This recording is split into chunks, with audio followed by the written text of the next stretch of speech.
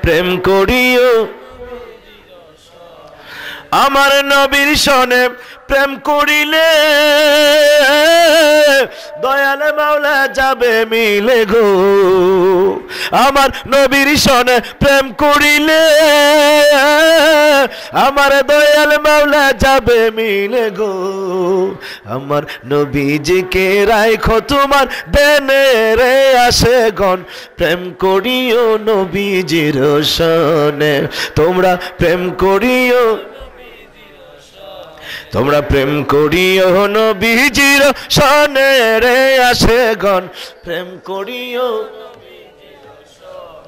আমার ভাইরা আমার নবী সাহাবীদেরকে ডাক দিয়ে বলেন সাহাবীরা রে ও সাহাবীরা আমি ছোটকালে আমার মাকে হারিয়ে ফেলেছিলাম যার বুকের দুধ পান করেছি আমি যার কোলে আমি নবী একদিন নয় দুই দিন নয় ৬টি বছর কাটিয়েছি তিনি হলো আমার দুধ মাতা যার নাম হালিমাতুস সাদিয়া সুবহানাল্লাহ দুধ মায়ের জন্য আমার রাসূল কত বড় ইজ্জত কত বড় আপ্যায়ন আমার নবী কই সাহাবীরা রে শোনো মক্কা শরীফ হজ করার জন্য ৩ লক্ষ টাকা খরচ করে যাও ও আমার উম্মত তুমি যদি ইচ্ছে করো প্রতিদিন একটি মকবুল হজ তুমি করতে পারবে সাহাবায়ে কেরাম বলে হুজুর এটা কেমন করে মক্কা যাইতে হবে না মদিনা যাইতে হবে না আরাফাতে যাইতে হবে না মুজদালিফায় যাইতে হবে না মিনাতে যাইতে হবে না কাবা তওয়াফ করতে হবে না সাফা মারওয়া সাই করতে হবে না ও আমার উম্মতরা ঘরে বসে বসে তোমরা হজ করতে পারবে সাহাবায়ে কেরাম বলেন হুজুর এত সহজ হজ কেমন করে হবে বলুন আমার নবীজি বলেন যদি প্রতিদিন তুমি একটিবার নেক নজরে মায়ের চেহারার দিকে চাও একটা মকবুল হজের সওয়াব আল্লাহ তাবারক ওয়া তাআলা তোমার আমলনামায় দিয়ে দিবে আমার নবীজি বললেন যারা মায়ের খেদমত করবে না বাবার সেবা করবে না ওই বান্দাগুলো যদি নামাজ পড়ে নামাজ আল্লাহর দরবারে কবুল হবে না যদি রোজা রাখে আল্লাহর দরবারে কবুল হবে না শুধু তাই নয় মৃত্যুবরণ করার সময় তাদের কালেমা জবানে আসবে না এই কথাটা কার আমার নবীজির নবীজি বলেন যদি তোমার মা কষ্ট পায় বাবা কষ্ট পায় হজ করলে হজ কবুল হবে না নামাজ পড়লে নামাজ কবুল হবে না যাকাত দিলে যাকাত কবুল হবে আমার ভাইরা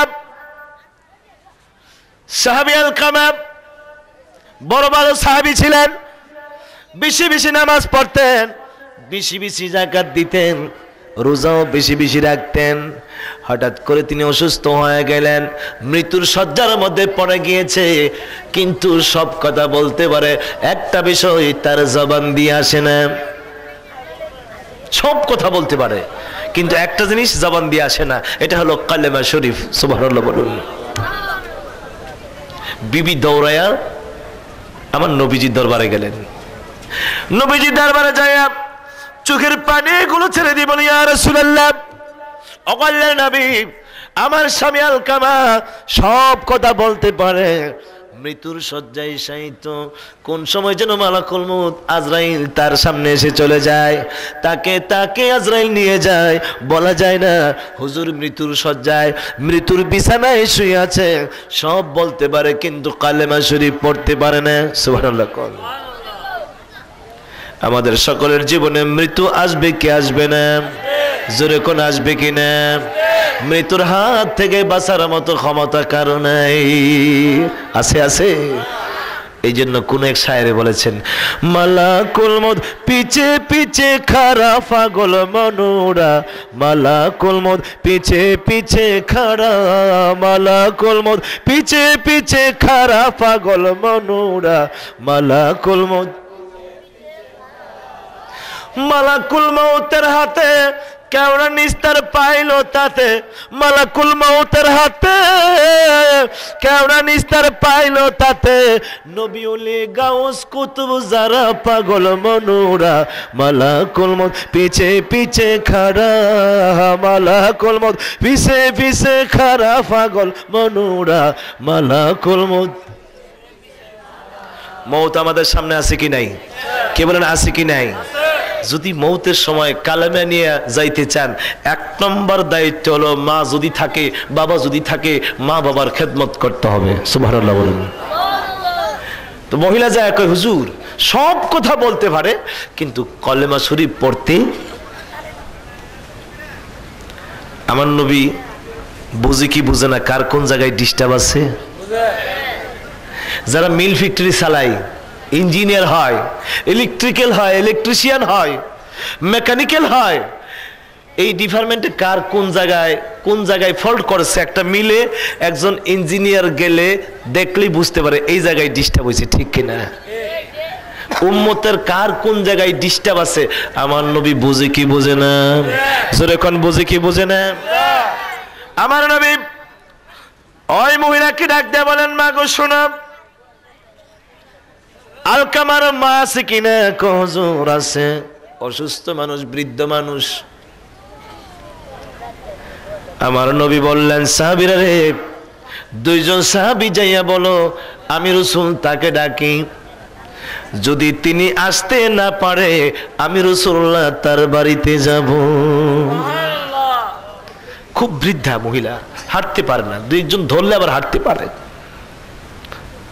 সাহাবী 2 জন আলকামার বাড়িতে গেলেন, যাইয়া ওই বৃদ্ধা মহিলাকে বললেন মা, ও মা, আল্লাহর নবী সরকারে দুজাহা বলেছেন রাসূলের দরবারে আপনি যাইতেন, যদি আপনি না যাইতে পারেন আল্লাহর নবী আপনার বাড়িতে আসবে। সুবহানাল্লাহ। মাগো রাসূল বলেছেন আপনি যাইতেন, যদি আপনি না যাইতে পারেন রাসূলুল্লাহ আপনার বাড়িতে আসবে। সুবহানাল্লাহ। বৃদ্ধা মহিলা কই সর্বনাশ, আমার নবীরে কষ্ট দিয়ে আমার বাড়িতে আনবো আমার সাথে সাক্ষাতের জন্য? বাবা আমার পক্ষে এই বেয়াদবি করা সম্ভব? আমার যদি জান চলে একটুখানি তোমরা আমাকে ধরো, আমি আমার নবীর কদম মুবারকে আমি হাজির হব। বৃদ্ধা মহিলা গেলেন, রাসূলুল্লাহ বললেন মা আলকামা কি তোমার ছেলে? জি। একটু মনোযোগ সহকারে শুনবেন। মাগো আলকামা কি তোমার ছেলে? জি। তো ছেলেটা কেমন? আমার ছেলে খুব ভালো। আমার নবী বললেন মা আমি জানতে চাই তোমার ছেলে কেমন? ওই বৃদ্ধা মহিলা জবাব দেয় ইয়া রাসূলুল্লাহ আমার ছেলে বড় নামাজি ছিল। আমার নবী কয় আমি তোমার ছেলের নামাজের কথা জিজ্ঞেস করি নাই, বলো মাগো তোমার ছেলে কেমন? আমার ছেলে বেশি বেশি রোজা রাখত। আমার নবীজি বললেন আমি এটাও জিজ্ঞেস করি নাই, ছেলেটা কেমন ছিল বলো। ওই বৃদ্ধা মহিলা বলে ইয়া রাসূলুল্লাহ প্রত্যেকটা মানুষের সাথে আমার সন্তান ভালো ব্যবহার করেছে, মাগো অন্যান্য মানুষের সঙ্গে কি আচরণ করেছে এটা আমি জানতে চাই না, আমি জানতে চাই তুমি বলো তোমার সন্তান কি রকম ব্যবহার করেছে। মা ও মা আমি জানতে চাই তুমি বলো তোমার সন্তান তোমার সঙ্গে কোন ধরনের আচরণ করেছে। বৃদ্ধা মহিলা চোখের পানিগুলো ছেড়ে দিয়েছেন, চোখের পানিগুলো ছেড়ে দিয়ে কই হুজুর এই কথা যদি বলতে চায় আমার কলিজা ছিঁড়ে যাবে। ইয়া রাসূলুল্লাহ আমাকে আর তার ব্যাপারে কোনো কথা জিজ্ঞেস করবেন না, সকল দিক থেকে ভালো ছিল, বিবির সঙ্গেও ভালো ছিল, বিবির যত আত্মীয় স্বজন ছিল সকলের সঙ্গে ভালো ব্যবহার করেছে, প্রত্যেকটা মানুষের সঙ্গে ভালো ব্যবহার করেছে, কিন্তু আমার এই সন্তান আমি মায়ের সাথে দুর্ব্যবহার করেছে, এত দুঃখ কষ্ট আমাকে দিয়েছে, আমি জীবনে কোনোদিন তার দুঃখের কথা বলতে পারবো না। নবীজি কই এই জায়গায় তো ডিস্টার্ব পাইছিনি, কলেমা শরীফ পড়তে পারে না। তো রাসূল বললেন মা একটা কাজ করো না, তোমার ছেলে তো তুমি তারা মাফ করে দাও। বৃদ্ধা মহিলা চোখের পানি ছেড়ে দিয়ে বলেন ইয়া রাসূলুল্লাহ সব কিছু আমি ক্ষমা করতে পারবো হুজুর, সবাইকে আমি মাফ করে দিতে পারবো, কিন্তু হে আমার যে কষ্ট দিয়েছে, ব্যথা দিয়েছে, দুঃখ দিয়েছে, আমি মা কোনোদিন তারে ভুলতে পারবো না, ক্ষমা করতে পারবো না। যদি আমার মনে পড়ে যায় তার জ্বালা যন্ত্রণার কথা, আমার সর্বাঙ্গের মধ্যে যন্ত্রণা শুরু হয়ে যায়, হুজুর হের নামটা আমার সামনে আর উচ্চারণ করবেন না। সুবহানাল্লাহ। মারে ব্যথাটা কম দিছে না বেশি দিছে? নবীজি যেখানে বলেন ক্ষমা করে দাও, মহিলা কই হুজুর হের ব্যাপারে আমার কাছে আর কিছু বলবেন? ছেলেটা মায়ের সঙ্গে ভালো ব্যবহার করছে না খারাপ? কি বলেন, ভালো না খারাপ? নবী কই এটারও একটা প্রসেস আছে। মা ঠিক আছে তুমি ক্ষমা করো না, অসুবিধা নাই। আমার নবী 200 জন সাহাবীকে হুকুম দিলেন যাও আলকামাকে ধরে, সে যেহেতু মৃত্যুর শয্যায় আছে, তোমরা 3-4 জনে ধরে তারে আলগি দিয়া আমি নবীর কাছে নিয়ে আসো। সাহাবায়ে কেরাম ধরে তারে নিয়ে আসলেন। আমার নবীকে আরেকটা কাজ করো, একটা আগুন জ্বালায় দাও। সাহাবায়ে কেরাম আগুন জ্বালাইলেন।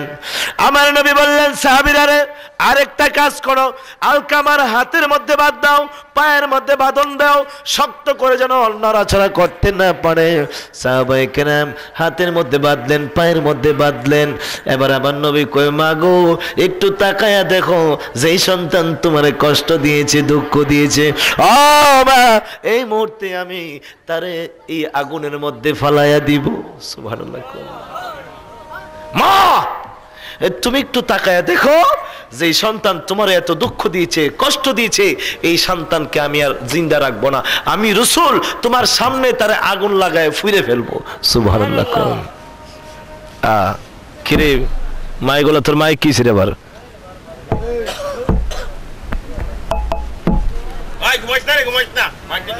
মাইক ঠিক কর বেটা, তুই জিন্দা আছিস নি? তুই লড়িস না, তুই মাইক ঠিক থাকবো। ও দয়াল মুর্শিদ তুমি বিনে কে আছে আমার, ও দয়াল মুর্শিদ তুমি বিনে কে আছে আমার, তুমি বিনে পার করো ডুবাই আমার, পার করো যা ইচ্ছা লয় তোমার, তুমি বিনে কে আছে আমার, ও দয়াল মুর্শিদ তুমি বিনে কে আছে আমার, তুমি বিনে কে আছে, পার করো ডুবাই আমার, পার করো যা ইচ্ছা লয় তোমার, তুমি বিনে কে আছে আমার, বলুন তুমি বিনে কে আছে।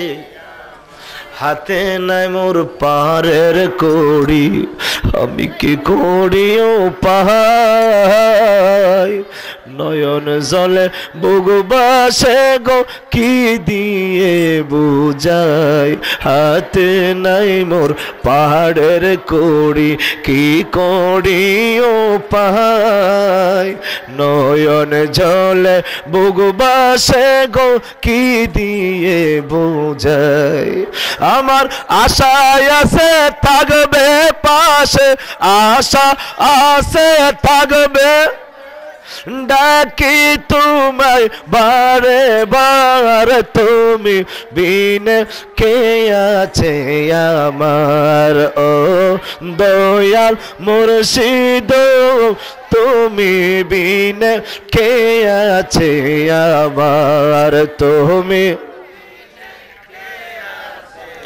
পার করো ডুবাই আমার, পার কর যা ইচ্ছা লয় তোমার, তুমি বিনে কে আছে আমার, ও দয়াল তুমি বিনে। আমার ভাইরা, আমার নবীর কৌশল, আমার নবী কই সাহাবীরা রে আর দেরি করিও না, হাত পাও বেঁধে আগুন জ্বালাইয়া তাকে আগুনের মধ্যে নিক্ষেপ করো। সুবহানাল্লাহ। দরুদ ইমাম সঙ্গে সঙ্গে অন্তরের মধ্যে জ্বালা তৈরি হয়ে গেছে। ইয়া রাসূলুল্লাহ, এটা কেমন করে হয় গো নবী? আমার চোখের সামনে আমার সন্তানকে জ্বালায়া দিবেন। ইয়া রাসূলুল্লাহ, আমি সহ্য করতে পারবো না। আমার নবী কই মা গো, ও মা, এখন যদি তুমি সহ্য করতে না পারো, জাহান্নামের আগুনে যখন আল্লাহ পাক ফালায়া দিব, তখন কেমন করে তুমি সহ্য করবে? নবীজি কই ঠিক আছে, তাহলে একটা কাজ করো, তুমিও ক্ষমা করে দাও, আল্লাহ যেন তারে ক্ষমা করে। সুবহানাল্লাহ। আমার ভাইরা, ওই মহিলা আমার নবীর কদমে পড়ে কই, ইয়া রাসূলুল্লাহ, আমি আমার সন্তানকে ক্ষমা করে দিলাম, আমার দয়াল নবীও যেন তারে ক্ষমা করে দেয়। তাইলে বোঝা গেল যারা মাকে কষ্ট দেয়, বাবাকে কষ্ট দেয়, এই সন্তান কোনোদিন জান্নাতে যাইতে পারবে না। আমার আল্লাহ বলেন পবিত্র কোরআন শরীফের মধ্যে, সবাই আমার সাথে বলুন, আউযু বিল্লাহি মিনাশ বিসমিল্লাহির রাহমানির ওয়া কাদা ربك ألا تعبدوا إلا إياه وبالوالدين إحسانا। আমার আল্লাহ বলেন তোমার প্রভুর নির্দেশ, ও ঈমানদার মুমিন নরনারী, সর্বপ্রথম তোমাদের দায়িত্ব হলো আল্লাহর ইবাদত করা। কার ইবাদত? জোরে বলুন কার? এরপরের দায়িত্ব হলো ওয়াবিল ওয়ালিদাইনি ইহসানা। আল্লাহর পরে তুমি যাকে পূজা করবে, আল্লাহর পরে তুমি যাকে সম্মান করবে, ইজ্জত দিবে, যার হক আদায় করবে, এটা হলো তোমার মা আর বাবা। সুবহানাল্লাহ। إما يبلغن عندك الكبر أحدهما أو كلاهما فلا تقل لهما أف ولا تنهرهما। আমার আল্লাহ বলেন মা যদি বুড়া হয়ে যায়, বাবা যদি বুড়া হয়ে যায়, অথবা দুইজনের একজন যদি বুড়া হয়ে যায়, এমন আচরণ তাদের সঙ্গে করেও না, তারা যেন উফ শব্দটা না বলে। সুবহানাল্লাহ। যদি মা কষ্ট পাইয়া, বাবা কষ্ট পাইয়া শুধু কেবল বলে উফ, আমার আল্লাহ বলেন যদি উফ শব্দটা উচ্চারণ করে, বন্দারে ও বান্দিরা, ও সন্তানেরা, তোমার আচরণে মায়ের মনে যদি দুঃখ পায়, বাবার মনে যদি দুঃখ পায়, আমার আল্লাহ বলেন সঙ্গে সঙ্গে তোমার সব ইবাদত ক্যান্সেল হয়ে যাবে। ওয়ালা তাকুল লাহুমা উফ ওয়ালা তানহারহুমা, তাদেরকে ধমক দিয়েও কথা বলা যাবে। দেখুন শ্বশুর শাশুড়ির কি জাতের কত মজার ব্যবহার। আব্বা আইসেন, আব্বা, আম্মা, আম্মা যান, আব্বা যান, আইসেন, আইয়েন। 2 কিলোমিটার দূর থেকে আগায় আনে শ্বশুর আর শাশুড়িরে, মজার মজা খাওয়ায়। এই দিক দিয়া নিজের মা মাসের পর মাস যায়, বর্ষণের পর বৎসর যায়, একটা দিনও ভালো জিনিস খাওয়ায় না। আছে কিনা এরকম? আমার ভাইরা, শ্বশুর শাশুড়িকে ইজ্জত করবেন, সম্মান করবেন, কিন্তু এই ইজ্জতটা যেন নিজের মা বাবার চাইতে বেশি না হয়। মিষ্টি খাওয়ান শাশুড়িরে, অসুবিধা নাই, মিষ্টি খাওয়ান শ্বশুরকে, অসুবিধা নয়, কিন্তু নিজের মারে আগে খাওয়াইতে হবে। সুবহানাল্লাহ। আর আমরার অবস্থা কি জানেননি? নিজের মা বছরে 2 বছরে একবার মিষ্টি খায় না, আর হে শাশুড়ি আর শ্বশুরের লাগে যত জাতের বড় বড় রসের গোল্লা আছে, ঠিক না? খাও, ইজ্জত করো শ্বশুর শাশুড়িকে, কিন্তু নিজের মা বাবার চাইতে বেশি। আমার আল্লাহ কই ইম্মা ইয়াবলুগান্না ইনদাকাল কিবারা আহাদুহুমা আও কিলাহুমা ফালা তাকুল লাহুমা উফ ওয়ালা তানহারহুমা, তাদেরকে দমকও দেওয়া যাবে, وقل لهما قولا كريما আমার আল্লাহ বলেন وقل لهما قولا كريما মায়ের সঙ্গে যখন কথা বলবে বাবার সঙ্গে যখন কথা বলবে নরম নরম সুরে তুমি কথা বলবে সুবহানাল্লাহ এই হুকুমটা কার যেরকম এই হুকুমটা কার মা বাবার সাথে গরম কথা না নরম কথা যেরকম গরম না নরম গরম না নরম আর আমরা স্বভাব মায়ে যদি এই কই যাস তোমাদের কই যাইতে যাও দেখছিনি কি ধমকটা মারছে মারে বাপে কই যাস বুড়িটা তো কের করে করে আমি আমার কামে যাই এরকম আছে না সাবধান আল্লাহ পাক কিন্তু কোরআন শরীফে না করছে সাবধান ওয়াকুল্লাহুমা কাওলান কারীমা এমন আচরণ করো এমন ব্যবহার করো যাতে করে তোমার বাবার মন নরম হয়ে যায় মায়ের মন নরম হয়ে যায় সন্তান মার বাবা যদি তোমার আচরণে খুশি হয়ে যায় আত্মাটা যদি নরম হয়ে যায় আর এই নরম আত্মা দিয়ে যখন তোমার জন্য দোয়া করবে খোদার কসম বন্দুকের গুলিটা মিস হবে মা আর বাবার দোয়াটা কোনোদিন মিস হবে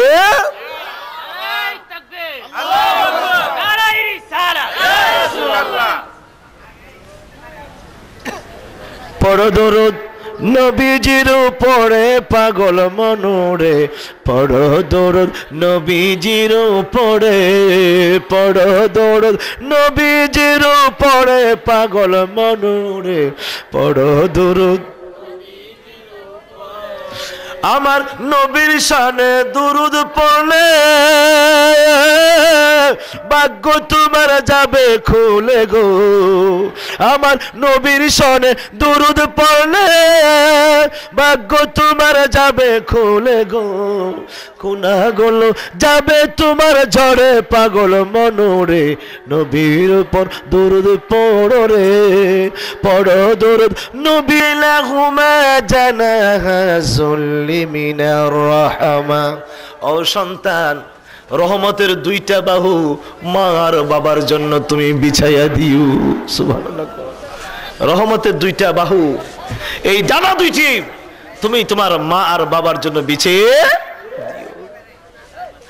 এরপর আল্লাহ পাক একটা দোয়া শিখিয়ে দিয়েছেন হুজুর আমার মা কবরে আমার বাবা কবরে আমি ভালো আচরণ করতে পারি নাই হুজুর এখন আমি মায়ের সঙ্গে কি আচরণ করব বাবার সঙ্গে কি আচরণ করব আমার আল্লাহ বলেন মা যদি কবরে থাকে বাবা যদি কবরে থাকে তখন তুমি দোয়া করিও রব্বিরহামহুমা কামা রব্বায়ানি সবাই পড়ুন রব্বিরহামহুমা কামা রব্বায়ানি সগীরা আল্লাহ রব্বিরহামহুমা ওগো আমার প্রভু আমার মার বাবার প্রতি আপনি রহম করুন দয়া করুন যেমনি ভাবে তারা ছোট্টকালে আমাদেরকে লালন পালন করেছে যেমনি ভাবে তারা ছোট্টকালে আমাদেরকে দয়া প্রদর্শন করেছে আল্লাহ গো এখন মা আর বাবা কবরে তাদের খেদমত করার কেউ নাই আমরা দোয়া করি আল্লাহ তুমি মা বাবার সেবা করো এই দোয়াটা কে শিখিয়ে দিয়েছেন যখন কে শিখিয়ে দিয়েছেন আল্লাহ শিখিয়ে দিয়েছেন অনেকে দোয়া করে মসজিদে যায় যায় দোয়া করে রব্বিরহামহুমা কামা রব্বায়ানি সগীরা মসজিদ থেকে বাইর হয়ে গেছে মা কাঁদতে আছে মায়ের খাবার নাই আর হে যায় মসজিদও দোয়া করে এই দোয়া কাজে আসবে কি বলেন এই দোয়া কাজে আসবে ও সন্তান তুমি যদি একবারও দোয়া না করো একবারও যদি না পড়ো রব্বিরহামহুমা কামা রব্বায়ানি সগীরা আর প্রতিদিন যদি তুমি মায়ের সেবা করো